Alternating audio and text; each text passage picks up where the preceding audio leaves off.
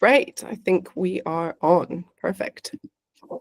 So yes, today I thought we could talk about our toolbox, because I think that's definitely, like, I get a lot of questions from people who are like, what do you use? You keep on talking about AI, but what actually are you using from day to day? What is the best tool? What should I be looking at? All that kind of stuff. So I thought maybe we could talk through that today. What do you think? Yeah, no, I think that's a really good idea. And I think the interesting point is that the question that I get a lot is, do I need this one or that one? And I think actually that's what we've realized, right from starting this, there is no one tool that's going to do all the jobs for you. And if you're kind of thinking in an AI first mindset, then you need to think, actually, I need to make an investment in more than one tool in order to be able to kind of verify, to be able to compare. It's like a whole different way of thinking. So I think it's a good idea. Let's talk about our tools. And I think that is it. There's not going to be one. And also, because we get asked so often, it's like, what do you recommend? And actually, you can't recommend one tool, because it really depends what people do. For one person, it might be ChatGPT does everything that they need it to do for now, and that's going to make the biggest difference for them. And for other people, ChatGPT just doesn't cut it. It doesn't have the power in this area or that area for them. So I think that's one of, like, the biggest challenges, isn't it? That they, every individual has a completely different job, a different set of tasks, and also does their job in a different way. So what works for one person is not going to work for somebody else. But I think you're absolutely right. The whole idea of actually having a tool shed, it's not just one tool. And I think a lot of people, I don't know, yes, you have to pay a subscription fee, £20 here and £20 there. It all adds up over the course of a month. But then if you really are using it intensively, this is like the difference between having a personal assistant there with you all the time doing all of your grunt work for you. So even if you're paying, it's how you look at it. It's totally how you look at it. And I think if you look at it as kind of like, oh, it's it's like another cost. And I see this when we talk to organizations, and they kind of think, if we add up all of this, that's quite expensive. But you actually have to look at what the output could be, what the results could be, how you're going to shift the mindset of a whole of people into a much more productivity based, much more efficiency based, much more how much more can I do. Then suddenly when you frame it that way, it's a completely different look at a cost. Exactly. It's how you're using it. But if it's sitting there, and I had a conversation with someone last week, they were like, oh, we think it's the biggest waste of money that the team has ever well, because they're not using it. They're not using it. Well, they're not using it beyond that little top level bit of kind of froth, which is kind of shallow, which is like, oh, I use it to research a few things.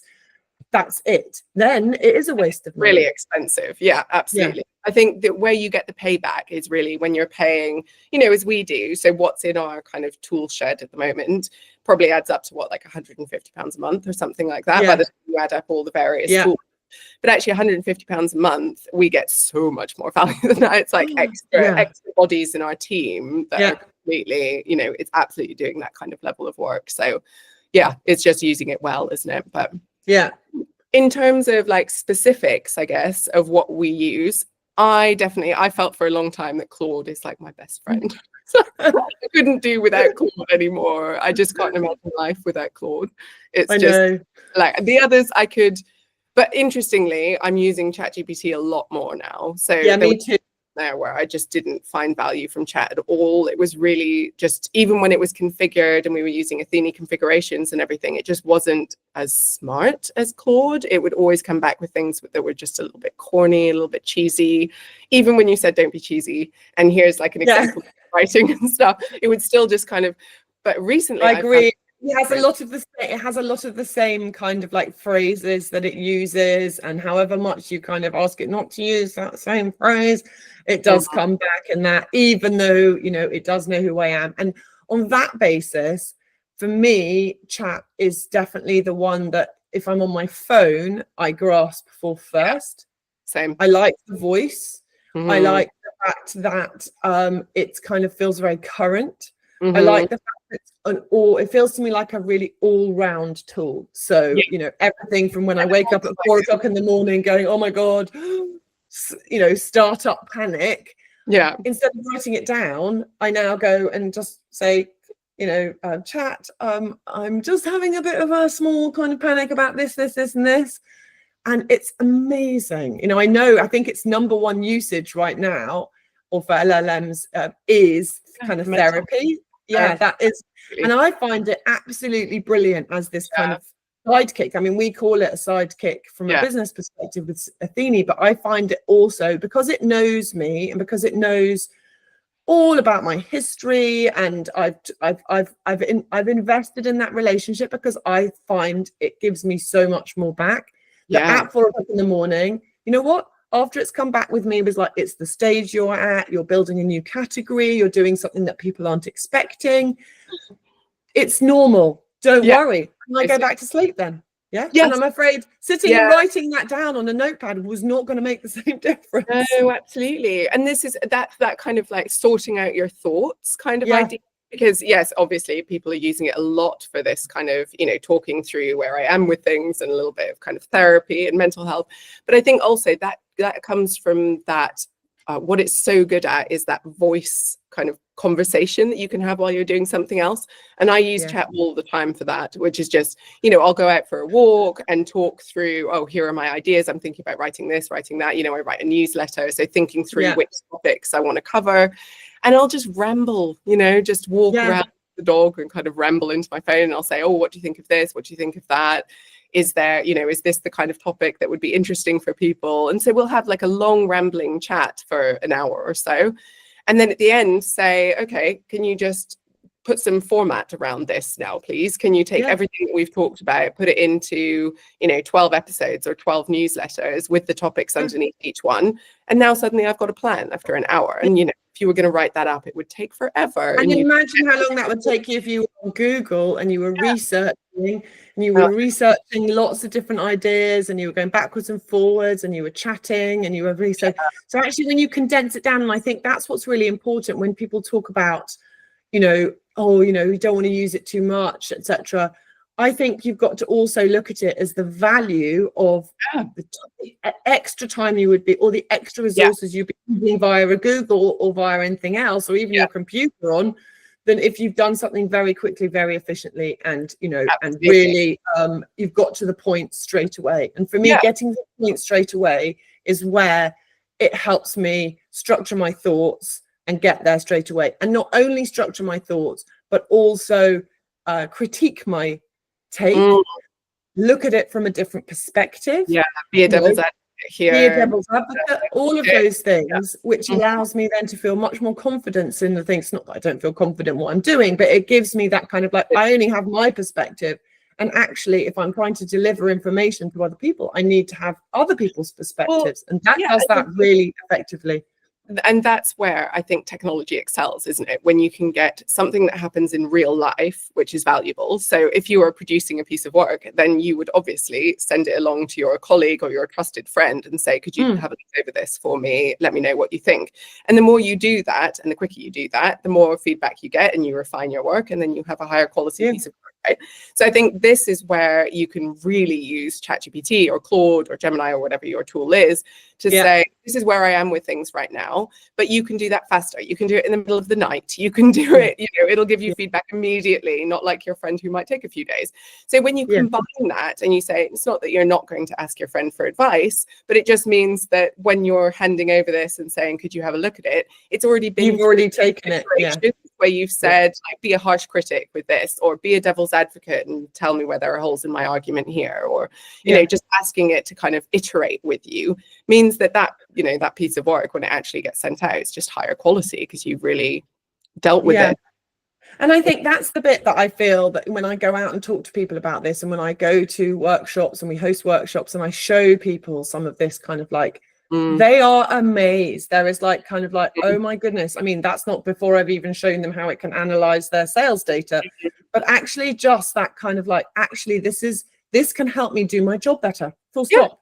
And then when you layer Atheni on top, where you take away a lot of that kind of like, oh, I don't really know what to ask it, and I don't really know, you know, and I don't really understand it, and it's very generic. Suddenly when you layer Atheni on top of that, and suddenly it knows who you are, it knows what your job is, it suggests a whole load of prompts.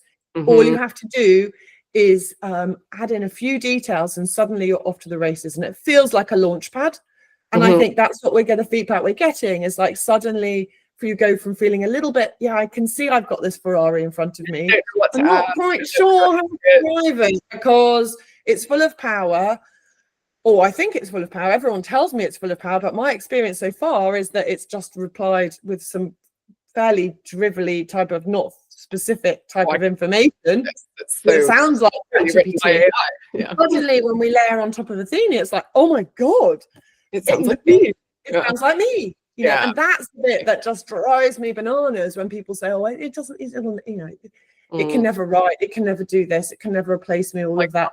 It's like you don't understand what it can do because you've never tried it that way. And if you've only ever tried a version which is generic, you're not going to see that. I've written for 30 years and I can get it to write 90% like me. And the last 10% is me. Although I say that, I think actually Claude is better at that than ChatGPT. But I use both. Tool stack wise, for me, it is Claude I could not live without. Increasingly ChatGPT I couldn't live without, precisely because of that kind of voice conversation, kind of sort out my messy thoughts and put some structure around them, that kind of thing. I think it's a really good all-rounder. So like we've about this before, of like, if you were going to compare them to cars, ChatGPT would be like the Volkswagen.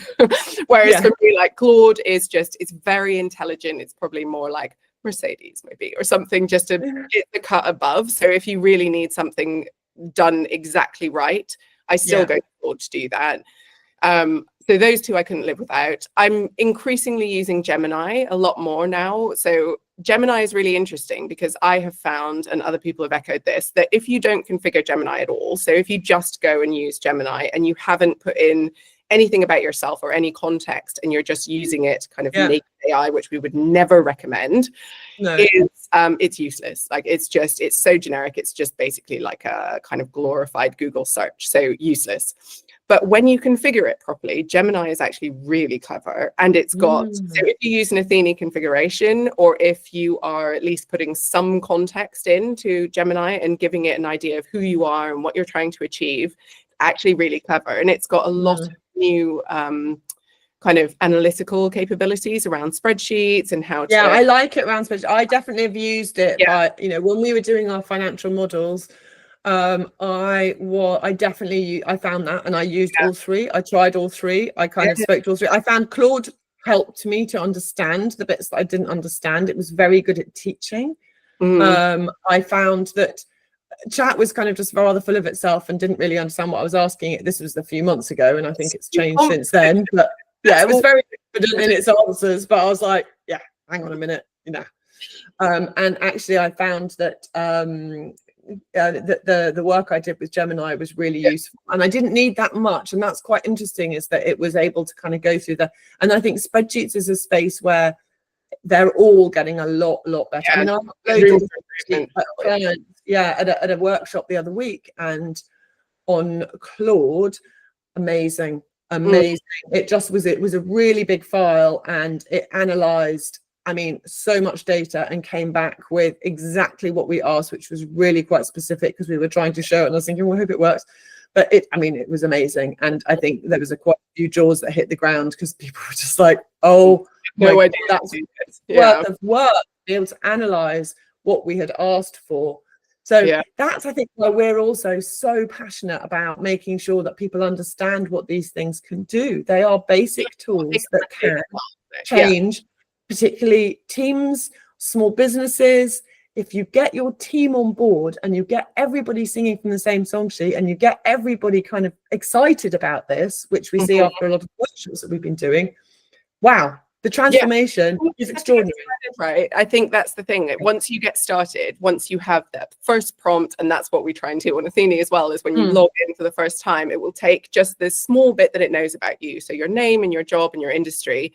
And when you click through to ChatGPT or your Claude or your Gemini, it will take that prompt with it. So it will take that context with it. And that makes all the difference, actually, because, you know, instead of having to ask, people can just click that button, and then suddenly it's being proactively suggesting things back to them. So you take that prompt through, and it's saying things like, hey, I've got some ideas about how I can help you today. I can do it this, I can do that. I can see you're working on these sorts of things. This is how I can help. And I feel like once you kick off with something like that, that's when you start to actually see the pattern. But I think I think if you're not using at least one of those tools, you are massively missing out. If you're not using at least either Claude, ChatGPT, or Gemini as your like basic go-to, everybody needs to be doing that. That is crucial. We're missing Copilot. We're We're not talking about Copilot, because Copilot is the one that we hear that, well, I've got Copilot. That, you know, Microsoft, it's in lots of organizations. I had a conversation with a chief operating officer the other week. He was like, I'm trying to decide which one to have. Again, I was like, I think you need more than one, but okay, first step. Absolutely. And you know, they like the fact that Copilot is kind of integrated with their SharePoint system, etc., etc. My experience, and this is my personal experience, is that it doesn't show what AI can do yet. I think it has incredible potential, but actually I think there's a lot more that people think it's all about research or a little bit of kind of like suggesting writing something. They're such tiny bite-sized pieces. You cannot possibly see what this thing can do in the same sort of way. It's not like transformational value, isn't it? It's funny in that car analogy thing with all of the tools being likened to different vehicles. It was Copilot as the transit van, which I think is quite good in a way. It's like it will do some real heavy lifting for you. Good. It's not going to be the most elegant or sophisticated that you get from it. But I think it's a good start if you want to get into a place, and I understand the organizations and the compliance, and I think that is going to change over time, because they're going to have to get on board with quickly taking on tools that are team specific. Exactly. But I think you know, it's there, you know, it can connect to a little bit. Because I think there's a lot of, I definitely find, like, coming back to my tools, and you say yours, but my tools are definitely those three. So I use Claude, ChatGPT, Gemini.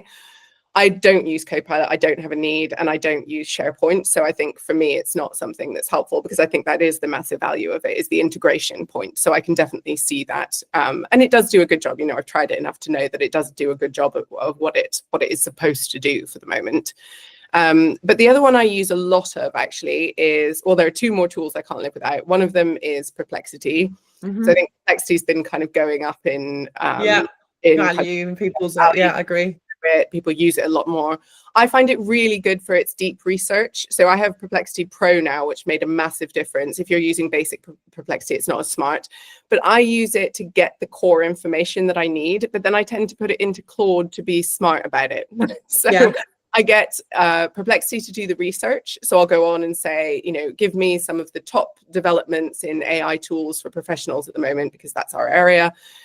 Delve into these kinds of areas, what academic studies are coming out about how they're being used, what are the top high impact use cases, these kinds of things. And it's really good at going out onto the internet and just finding all of this amazingly deep data that you need. But I find it lacks the sophistication of Claude when it comes to actually drawing conclusions from these things. So I tend to get the actual kind of raw data from Perplexity, put it into Claude and say, I want to make sense of this now. Help me to make sense of it. I feel like these are kind of the upshots of this research that I've done. I want to put something really clever and really interesting for professionals together, where they can start to make sense of this like very kind of dense academic research that's showing them, you know, top use cases and things, and just make it into a way that's a lot more digestible. And I find Claude is a lot clever at doing that, at digesting those enormous amounts of information and just making it in the structure that I want it to be in. And Claude's project areas for me are far superior still to what's on ChatGPT.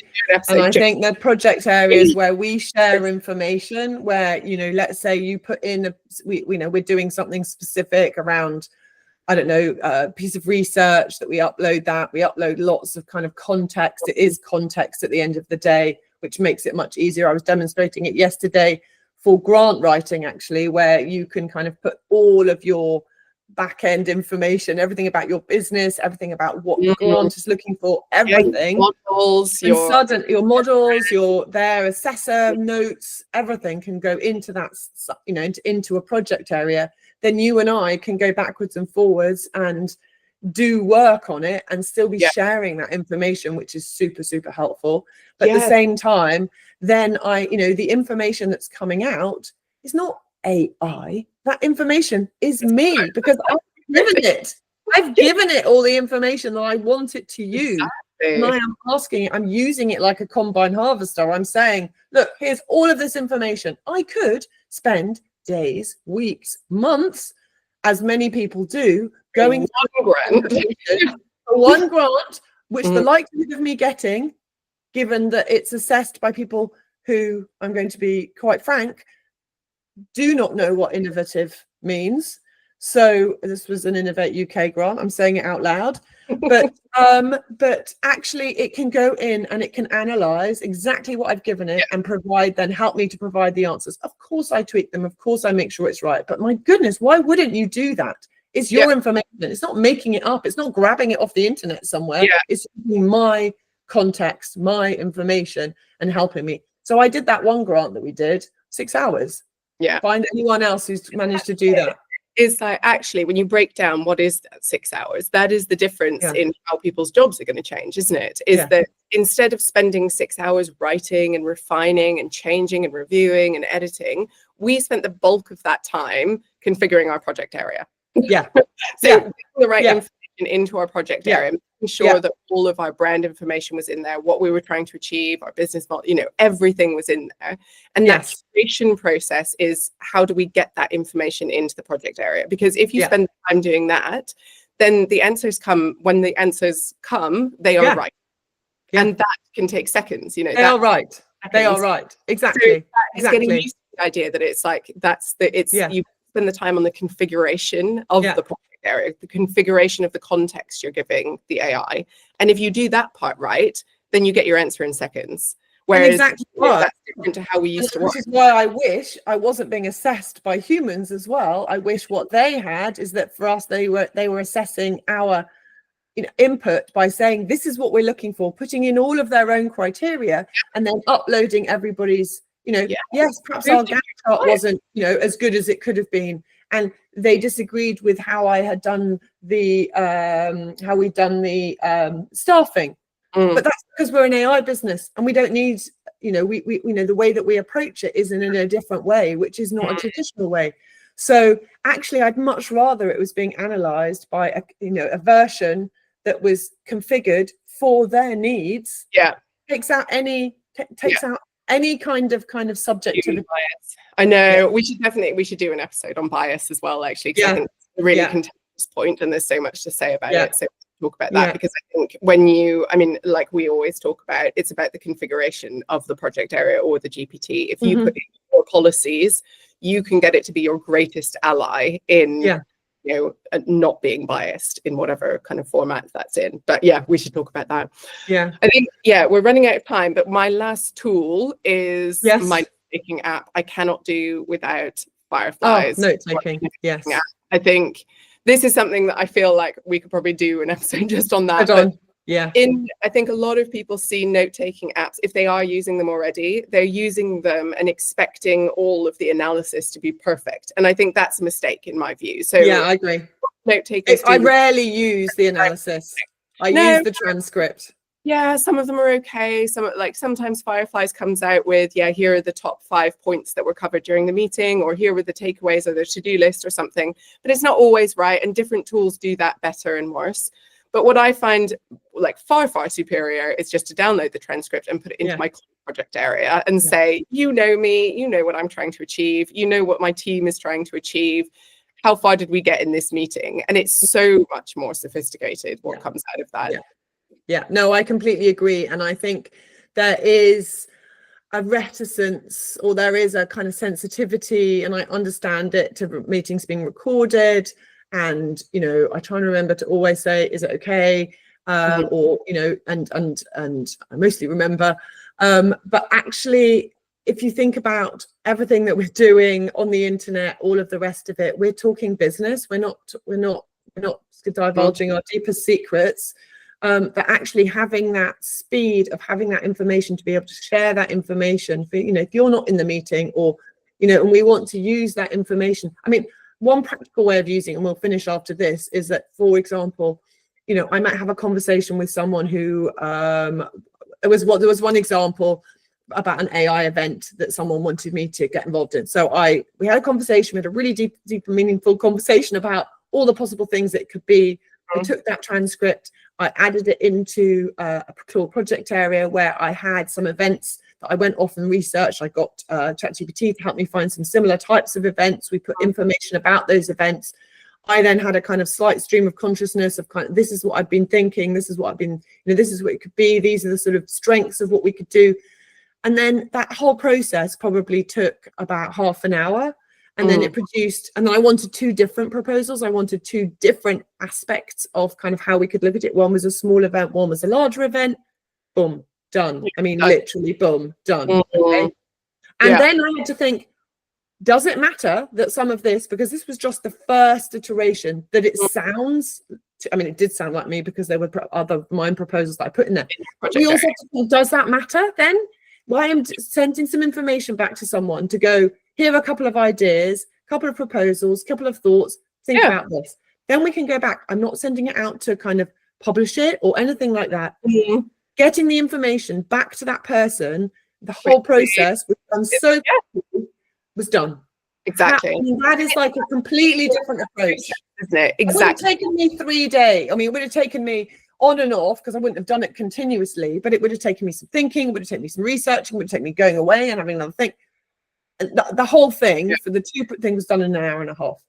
I mean, amazing. Yeah, and that's it. There was stuff in there that I wouldn't have thought of, and there was stuff in there that I asked it to look at it from the different perspectives of the audiences that we were trying to attract. And also go out and look at successful, you know, talks in this kind of area, look at what's worked and what hasn't worked as well. So it can go out and look at those billions of data points. Which is what, it's that combination of tools, which is the key, isn't it? Yeah. Anyway, let's wrap up this one then. On to the next one. Bye. On to the next one.